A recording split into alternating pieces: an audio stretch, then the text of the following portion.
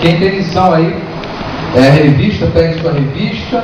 Quem não tem, sente perto de quem tem, para que todos possam compartilhar, para que você possa acompanhar os trabalhos aqui. E se a pessoa não tem, você chegue perto dela e compartilhe, para acostumar ela ao hábito de estudar a lição, de ter a lição, para poder acompanhar os trabalhos aqui, né? Ter o seu material, a sua revista. Sempre pegue a sua revista para você acompanhar aqui com a gente. Pode colocar aí, irmão. Travou ou não? A lição número 8 aí, Naum, o limite isso aí, o limite da tolerância divina. Apague, por favor, as duas luzes aqui, por gentileza, para ficar legal. Só as duas aqui, por favor. O limite da tolerância divina, texto áureo. Aí você vê aí, né, o martelo, a lei, e o martelo que é a sentença, né, a condenação, né, e um julgamento, né, um juízo da parte de Deus, né.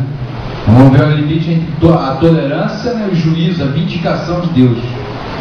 Então nós tem essa figura aí do site escolabiblidominical.com, é o site que nós pesquisamos, inclusive, né, esse site escolabiblidominical.com, que são essas figuras aí, o meu blog é um site parceiro dele. Você está lá com o site parceiro, se você clicar ele vai direcionar você para o meu blog, ele é parceiro desse site aí. E até aproveitando a deixa aí, nós vamos estar gravando, né, nesta aula e posteriormente ela será lançada no YouTube, né? Os irmãos podem depois conferir, ver, jogar lá no YouTube lá e conferir esta aula. Esta aula agora está sendo gravada, né? E se Deus permitir, continuar sendo gravada aí, né? Para a honra e glória do nosso Deus aí, a edificação dos santos. Ela será gravada e nós temos aí também 3 vídeos já no YouTube do CETEF. Colocamos lá, vocês podem conferir o mesmo endereço do blog, o YouTube próprio Márcio Medeiros. Você vai ver lá os vídeos lá que nós já temos, tá? Alguns vídeos do CETEF. Texto áureo aí, pode colocar aí, irmão, por favor. O texto áureo, mais uma vez o martelo da sentença, né, do juízo divino. Disse mais: ora, não se ire o Senhor, que ainda só mais esta vez falo. Se porventura se achar ali 10, ele disse: não a destruirei por amor dos 10. Ali é o episódio de Gênesis, o irmão já conhece. Deus ali trazendo juízo sobre aqueles povos, Deus ali trazendo ameaças que ia destruir, mas se tiver um justo, não destruirei. Mas se tiver 2, se tiver 3, e Deus ali prometendo o juízo, né, a sentença ali, se o povo não se arrependesse, lá em Gênesis, e a história ela vem se repetindo. Verdade prática: no tempo estabelecido por Deus, esta nação, como a Síria, e cada indivíduo em particular passará pelo crivo da justiça divina. Assim como o povo lá da época de Oséias, o povo de Israel, assim como os ninivitas, também tem a ver com os assírios, no caso de Jonas, também Edom, no caso de Obadias, né, os edomitas, os descendentes de Esaú, irmão de Jacó que estudamos, que Deus prometeu sentença de juízo. Aqui também, esse povo, os assírios, tá? Os assírios sofreram ameaças, né? E sentença divina, juízo, tá? Por isso que fala o limite, né, da tolerância. O que é o limite? Até certo ponto você aguenta. Passou daquilo ali, você tem que castigar a criança, né? Você vai aceitando, vai falando. Passou daquele limite ali, você vai lá e aplica o castigo. Você bate, você coloca virado para a parede. Antigamente tinha muito isso, né? Caroço de vidro. Hoje em dia não. Hoje em dia não pode bater, que o conselho tutelar está aí. Hoje em dia chama Super Nani, né?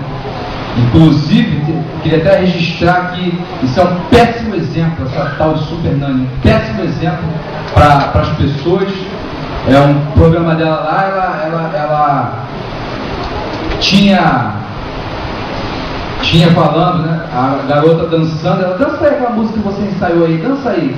E daqui a pouco ela começou a dançar, dança de não sei o que, do reboleixo, e ela ria, ela sorria, ou seja, ela participava ativamente daquilo ali, daquela coisa horrível, daquela música pagã, aquela música que promove sensualidade, mundanismo. E eu já até estive lendo que ela é evangélica, né? Mas é um péssimo exemplo para qualquer pessoa esse programa aí da Super Nani. Só um parênteses aí para avisar que foi o que eu vi, não me falaram, não, eu vi. Então a gente está falando sobre a Síria. É importante registrar também que existe a diferença da Síria para a Assíria. Existiam esses dois países, eram dois países distintos. Cuidado para você não confundir a Assíria e a Síria. Então é diferente. Nosso caso aqui é a Síria, que nós estamos estudando aqui, que compreendia ali mais ou menos o território do Iraque. E esse profeta aqui, Naum, ele é chamado de Eucosita, né, de uma cidade de Eucós, uma cidade que até o presente momento ela não foi ainda identificada. Que cidade era essa que esse profeta saiu? Ele era oriundo de qual cidade? Muitos acham que era Al-Qush, uma cidade ao norte de Mosul, no moderno Iraque, né? Mosul é uma cidade, Mosul hoje é uma cidade do Iraque bem desenvolvida, tem ricos lá, uma cidade rica em petróleo, e ela fica ao norte do Iraque, ao norte da Babilônia, né? Ao norte do Iraque e ao norte fica Mosul, ao norte de Mosul fica Al-Qush, que dizem, que supõe-se que seria Eucós. Por isso que fala Naum ou Eucosita. A arqueologia ainda, os arqueólogos não definiram a cidade do profeta Naum. Porém, Cafarnaum era uma cidade chamada, significa aldeia de Naum, ali na Galileia. Próximo ali o Mar da Galileia, as margens norte do Mar da Galileia, que muito provável seria a cidade natal dele, onde ele foi criado, onde ele profetizou. Seria o Góis, seria ali Cafarnaum ali, Galileia, aquela região ali. Mas não tem, nós pesquisamos, não tem nada definido. Né? Muitos acreditam que seria Cafarnaum ali no território ali de Israel. Eu até pesquisei algumas coisas aqui no dicionário Bookland, aquele que eu passei naquele dia lá, aquele verdinho. Algo interessante que até me chamou a atenção, né? Algumas coisas interessantes aqui, eu gostaria que você prestasse atenção aqui, que eu vou ler aqui uma leitura rápida aqui. Assíria. Assu era um dos netos de Noé, que deu origem à Síria. Gênesis 10, do 11, versículo 11 e versículo 22. Você pode até depois abrir aí e conferir. E eles eram semitas, descendentes de Sem, filho de Sem, da qual saiu a linhagem dos judeus, e também Assu, que deu origem à Síria, eles eram semitas também. A Síria é um país situado ao oriente, né, ao leste do rio Tigre, limitado ao norte com a Armênia e a leste pela Média, e ao sul pela Susiana e Caldeia. Ela abrangia esse território da Babilônia, perto ali da Média, onde fica mais ou menos o Irã, tudo para aquela região ali. A região é atravessada por vários rios, sendo o principal o Tigre. O território ao norte e ao sul eram montanhosos, ainda que nada impróprios para passagens. Produziu também frutas, trigo e algodão. A Síria se apoderou das 10 tribos, como nós já falamos aqui, e posteriormente as 2 tribos foi pela Babilônia. Assírios e Babilônios era tudo países diferentes, mas fazendo o mesmo saco no sentido de deuses, de cultura, porque era tudo próximo, né? Era como se fosse Brasil e Portugal, né? Para vocês entenderem. Era tudo ali, o idioma era cuneiforme, também igual Babilônia, os deuses eram parecidos. Era como se fosse Brasil e Portugal, tinham estreitas relações culturais, sociais, políticas e etc. Anteriormente o país tinha o nome de Gútio, era o nome da Síria muito antigamente. Os assírios eram grandes escultores e faziam belas obras de marfim. A escrita em caracteres cuneiformes em blocos de argila e pedra. Os assírios eram grandes crentes na astrologia, eles também eram crentes, hein? E muitos deles eram hábeis astrônomos, produziram uma obra original sobre astronomia, constando de 72 livros em 1800 a.C. Aí está a importância da arqueologia. Isso tudo foi achado. Isso tudo é filmado, fotografado, documentado, que tem a arqueologia, arqueólogos cristãos que fazem escavações, pesquisam ao longo de anos, de décadas, fazem um trabalho sério, fidedigno, e eles fotografam, eles registram tudo isso aí, isso vai para o museu, isso é tudo registrado, não é? Isso aqui eu pesquisei na Bíblia Thompson, no suplemento, Bíblia Thompson também, mas eu pesquisei mais no dicionário Bookland, né? Na Bíblia Thompson também fala, tem muita coisa lá, uma Bíblia muito boa, tem suplemento arqueológico lá. Sargon I, o rei da Síria, compilou uma obra com mais extensa sobre prognósticos, constituída de 137 livros. Se eu não me falha a memória, esse Sargon, durante muitos anos, foi questionado. Se eu não me engano, ele é citado na Bíblia e foi questionado a existência dele.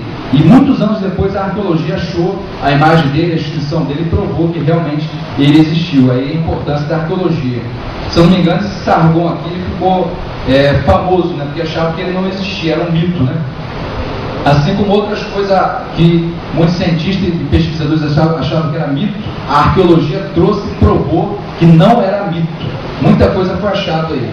Tratados sobre agricultura e poemas e salmos e cantos têm sido encontrados na biblioteca de Nínive, que era a capital da Síria, bem como contratos e outros documentos de comércio. A matemática e a medicina estavam muito adiantadas na sua época, né? Naquela época já tinha a matemática e a medicina já bem avançada. Você pode ver que Jacó, o corpo dele, né, a Bíblia fala que os médicos da época embalsamaram, né? Médicos, medicina sempre existiu. O vestuário, a tiara do rei assemelhava-se à triplicada mitra do Papa, sendo seus vestidos ricamente bordados e guarnecidos de franjas. Olha aí, parecido com a mitra do Papa. Olha aí, fica ligado. Naquela época, hein, as viúvas podiam algumas vezes ser compradas. As viúvas eram compradas nessa cidade, para você ver como era a situação lá do povo lá daquela época. As tabuinhas de contratos que foram achadas em abundância de respeito à venda de aluguel de casas, escravos e outras propriedades, e também a juros por empréstimos que às vezes não se excediam a 4%. Eu achei isso aqui interessante, que o sistema de crédito hoje varia, né, de 1,5 e 1,80, 2, 3, no máximo 4% estourando, um empréstimo legal, né, hoje, né, não entendo muito disso aí, mas é em torno aí de 2, 2,5% a 4%. E naquela época já era assim. É aquilo que eu sempre falo, o paganismo das religiões continua o mesmo. Só muda as figurinhas, as cores, o invólucro, o rótulo, mas o líquido que está dentro da embalagem é mesmo. Só muda o rótulo, só muda os detalhes, só muda as coisas mínimas, né? Mas o paganismo, as heresias, as falsas religiões continuam firmes, ativas e bem presentes hoje, no século XXI. O que muda é os detalhes, né? Mas o paganismo, ele é o mesmo. As festas pagãs, os símbolos pagãos, os deuses são adorados hoje de outra forma, de outra maneira. Mas é a mesma coisa de 5, 6 mil anos atrás. Mas isso não ficou no passado, isso está bem presente nos nossos dias. É só você abrir um pouquinho mais os olhos que você vai perceber que o paganismo continua atual e bem presente aí nos nossos olhos.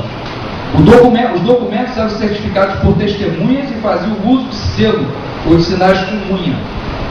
Muitos dos nomes bíblicos se leem nas inscrições encontradas nas ruínas de Nínive, entre outros os dos reis judaicos Jeú, Benaém e Ezequias. Foi encontrado o nome desses reis judaicos nessas inscrições em Nínive, foi achado, e comprova aí os relatos bíblicos. A palavra Naum significa consolação. O profeta Naum é consolação. Eugós não está identificada, mas São Jerônimo afirma ter sido uma pequena aldeia pertencente a Galileia. Lucas 3, 25, se você quiser conferir. Nínive era a capital da Síria e foi edificada por Nimrod.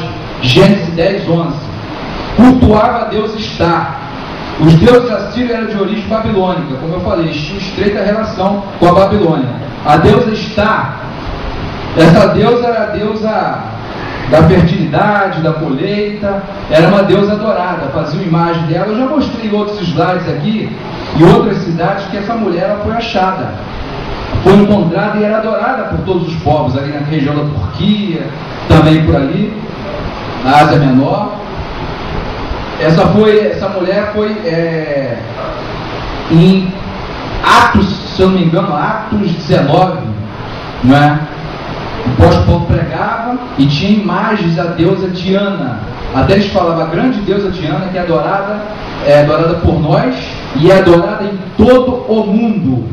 Naquela época, não só na Palestina, na região de Israel, todo o Império Romano, todo mundo antigo da época do apóstolo Paulo adorava essa mulher. Essa mulher era cultuada, a grande deusa para eles, dos Efésios, registrado na Bíblia, Afrodite, dos gregos, Diana, dos latinos, e Estátua da Liberdade, Astarote, os fenícios. Essa mulher tem mais de 108 nomes, até no nosso blog tem sobre isso, mais de 108 nomes diferentes. A mulher do nosso dinheiro, a mesma mulher que está no nosso dinheiro, e vários outros nomes, várias outras figuras dessa mulher. Sempre aparece em a cultura ela segurando uma criança, né? A Deus Lua, o Deus Sol e o Deus Filho Sol, não é? A Semíramis, né? Mãe de Nimrod, que deu origem a Tamuz, e Tamuz tem na Bíblia, né? Ela é a Semíramis, né? Ali, que era mãe de Nimrod. E Nimrod, que deu origem, fundou essa cidade da Assíria. Essa cidade aí é atribuída a fundação a ele, né? Quando o paganismo se proliferou ali com o Nimrod, ali a Torre de Babel e etc. Eles tinham uma coleção de salmos penitenciais, isso aí que eu achei interessante. Existiam salmos, era um livro de penitências. O que você tinha feito de errado, era aberto o livro, né? Ninguém nunca ouviu falar disso aqui, não é possível. Não era coincidência, né? Tinha um livro penitencial, você vai pagar tantas penitências, né?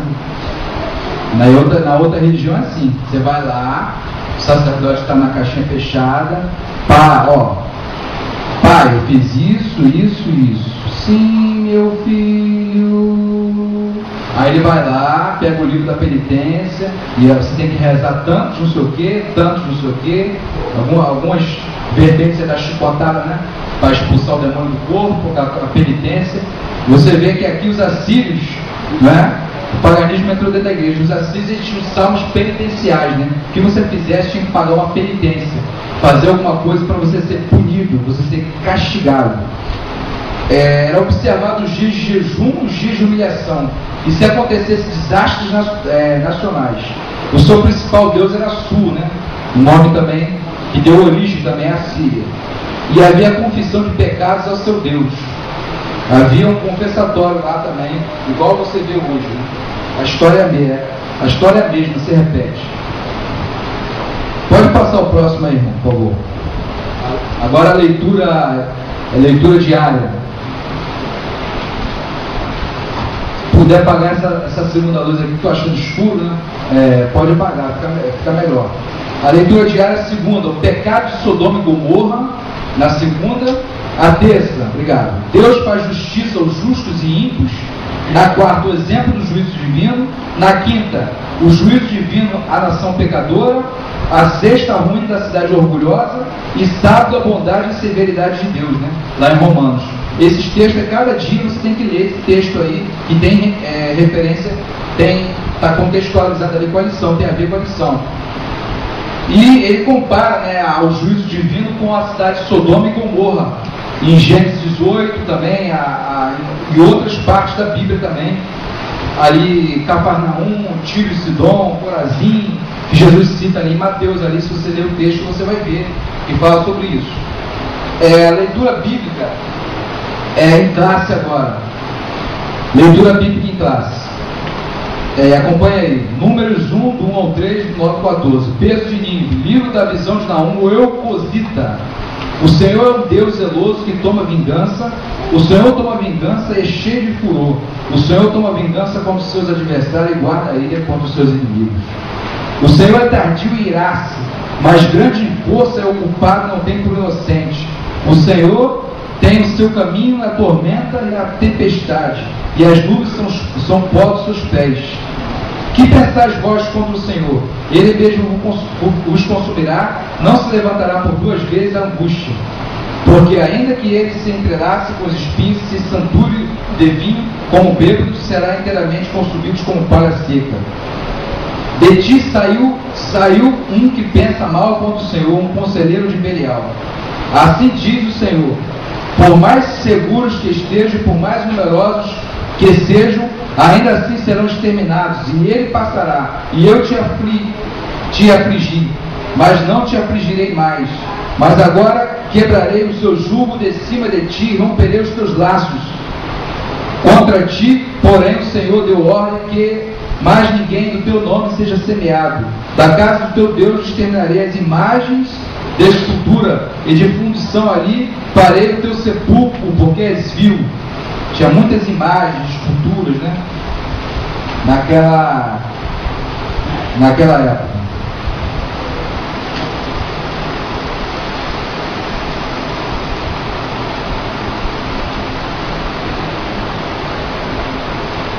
O objetivo aí da nossa lição. O objetivo da lição: explicar o contexto histórico do livro de Naum. 2. Apontar os limites entre a tolerância e vindicação. Não é o que é uma vindicação? Não é reivindicação, é vindicação. Você fazer o seguinte: você vindicar é exercer o juízo, você aplicar uma lei, aplicar uma sentença, né? Assumir, tomar uma atitude, porque já estourou a tolerância.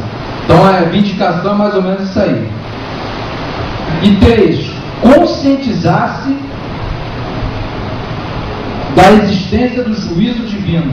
O explicar o contexto histórico do livro de Naum, nós já falamos alguma coisa aqui, nós lemos, não é? Ali perto da Babilônia, adorava fulano, ciclano, já explicamos. Apontar os limites entre a tolerância e a vindicação, é que nós vamos entrar agora. E conscientizar-se da existência do juízo divino. Só como Edom eu falei naquela aula, eu pergunto de novo: será que o juízo divino só se aplica naquela época, no Antigo Testamento, e hoje? Será que não se aplica esse juízo? Será que isso não serve para você e para mim? Para você que está sentado aí? Ah, mas é período da graça. Deus é amor. Deus é longânimo, misericordioso. Oh! Mas no Novo Testamento, no caso de Ananias e Safira, eles mentiram para Pedro. Ele falou: você mentiu para o Espírito Santo. Todos os dois caíram, um depois do outro, caíram mortos no período da graça. No período da graça, no Novo Testamento. E Herodes também não deu glória a Deus, e a palavra de Deus diz que ele foi comido por um bicho, porque não deu glória a Deus no período da graça. E Hebreus, se eu não me engano, 11:29 diz o seguinte: o nosso Deus, ele é um fogo consumidor. Nosso Deus é um fogo consumidor. Há várias alusões na Bíblia, no Novo Testamento, sobre a vingança do Senhor. Minha vingança, diz o Senhor dos Exércitos. Vingança no sentido de vindicação, no sentido de juízo, no sentido que extrapolou a tolerância divina. E o Novo Testamento, às vezes, ele é mais rigoroso em alguns pontos do que a lei. No Novo Testamento, Jesus disse: Moisés falou do adultério. Eu digo: se alguém olhar para uma mulher e imaginar no seu coração, já cometeu adultério. Então ele é mais rigoroso, às vezes, em alguns pontos, do que a lei. O próprio Senhor Jesus, né, está escrito, né, disse, né, naquele dia muitos virão e dirão: Senhor, em teu nome não profetizamos, em teu nome não fizemos milagres, em teu nome não fizemos isso, não fizemos aquilo. E eu vos direi abertamente: apartai-vos de mim, vós que praticais a iniquidade, apartai-vos de mim, que eu nunca vos conheci. Então isso aí é juízo divino, isso aí é a existência do juízo divino, a realidade de um juízo, não é? Hebreus 12:14 diz: seguir a paz com todos é santificação, sem a santificação ninguém verá o Senhor. Hebreus 12:14. Isso aí também é uma cobrança, isso aí é também uma existência real e futura de um juízo. Vai haver um juízo, vai haver uma sentença. Não é todos que estão na igreja que serão salvos só porque estão na igreja, só porque assistem um culto, só porque tem uma Bíblia, carrega uma Bíblia debaixo do braço todos os dias. Isso aí não é certeza de salvação, não. Então, a certeza aqui do juízo divino. Pode passar aí, irmão, por favor. Essa introdução na cidade aí você vê sendo destruída, né? Lembra por fogo, enxofre, lembra Sodoma e Gomorra. Isso aí é o juízo divino sendo exercido ali sobre, no caso, eu acredito que seja sobre Sodoma e Gomorra, né? No caso, sobre a Síria também, né? A Síria tinha métodos cruéis, um povo sanguinário, arrancava a pele das pessoas, né? Pendurava de cabeça para baixo, arrancava a pele das pessoas, pendurava as pessoas, enfiava madeira no ânus, até sair no intestino. Era um povo que torturava, picava as pessoas, fazia coisas horríveis. Existem vários e vários métodos, né, de tortura que eles utilizavam, né? Eles são um povo extremamente cruel e sanguinário, assim como os ninivitas, que é tudo ali. Nínive é a capital da Síria, é tudo a mesma coisa ali. Introdução. Quando Naum anunciou o seu oráculo contra Nínive, já fazia um século e meio que Deus havia dispensado a sua misericórdia a grande, poderosa e perversa cidade. No tempo de Jonas, o Senhor compadecera-se dos ninivitas, poupando-os da iminente destruição. Infelizmente, o tempo passou e eles vieram a se esquecer do perdão divino, voltando a pecar contra Deus. Por isso, o profeta Naum proclama a ruína inevitável de Nínive. Agora, o juízo divino é irreversível. Por uma vez, o povo se arrependeu, houve misericórdia. 150 anos depois, ocorreu esse episódio aí, já com o profeta Naum, e Deus aí mais uma vez dizendo que haverá um juízo, né, uma vindicação, um juízo aí. O livro de Naum, subtópico, tópico de número 1, né, o livro de Naum, contexto histórico. Naum, à semelhança de outros profetas menores, não possui biografia. Ele apresenta apenas como Eucosita. O reinado do qual profetizou não é mencionado. As escassas informações de que dispomos ainda não são conclusivas. A opinião dos eruditos são divergentes.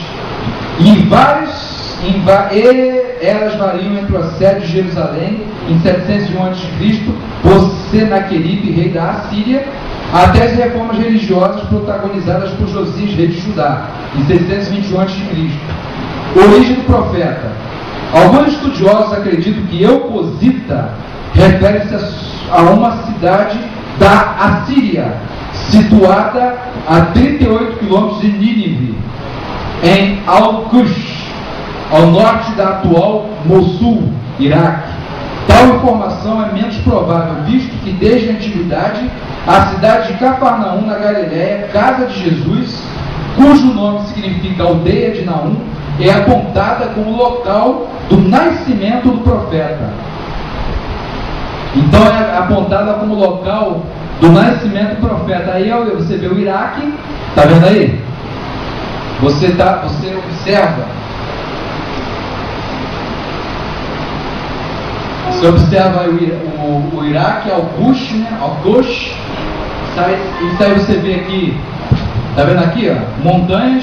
Eu até falei no início, né, que eu pesquisei lá e fala no dicionário que é uma região que tinha muitas montanhosas. Essa cidade era montanhosa no norte ao sul, nas duas extremidades. Era uma terra sem pastagem, uma terra que não era muito fértil, né? Produzia alguma coisa lá, trigo, uvas, até tinha a sua produção. Então era mais ou menos essa região aí que supõe-se que o profeta viveu, né? No Iraque aqui, em Al-Qush, nessa cidade ao norte de Mossul, né?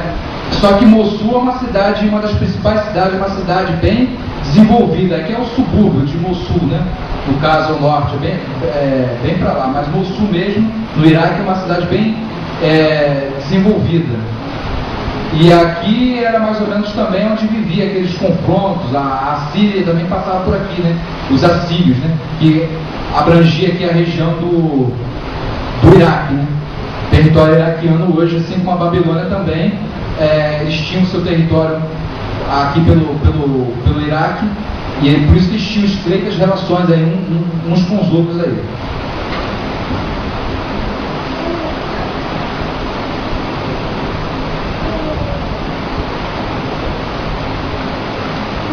Aqui o período aceitável. Em 612 a.C., Nínive, a cidade de Nínive foi destruída. Profecia menciona também o desmoronamento de Noamon, com um fato comprovado historicamente. O rei assírio Assurbanipal destruiu a cidade egípcia de No em 66 a.C. De acordo com essas informações, podemos considerar 66 a 612 a.C. como um período histórico significativo para situarmos o ministério profético de Naum.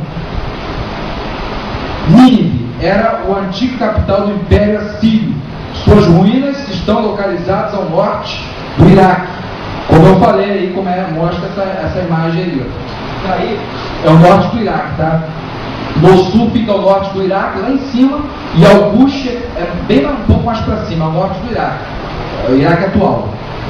É onde ficava aí a Nínive, que era a capital do Império Assírio, né? Os ninivitas e assírios é tudo a mesma coisa, é como se fosse Nínive fosse lá no centro do Rio e a Síria fosse aqui na Baixada Fluminense, né? Lá na capital, seriam os ninivitas, né? É a mesma coisa. É uma das cidades pós-diluvianas, fundada por Nimrod, descendente de Cush. Gênesis 10, do 8 ao 11. Se você quiser, pode abrir, pode ler aqui, é bom a gente ler isso aí. Procura alguém aí, por favor, Gênesis 10, do 8 ao 11. Por volta de 4.500 anos de Cristo, né? Foi fundada, tornando-se proeminente antes de 2000 a.C. O rei assírio Senaqueribe, 705 a 681, fortificou a cidade, garantindo assim o apogeu da capital assíria. O Senhor refere-se a ela como uma grande cidade. Isso em Jonas 1, 2 e do 3, 2. A crueldade do povo ninivita era indescritível. E essa foi a fama que os acompanhou durante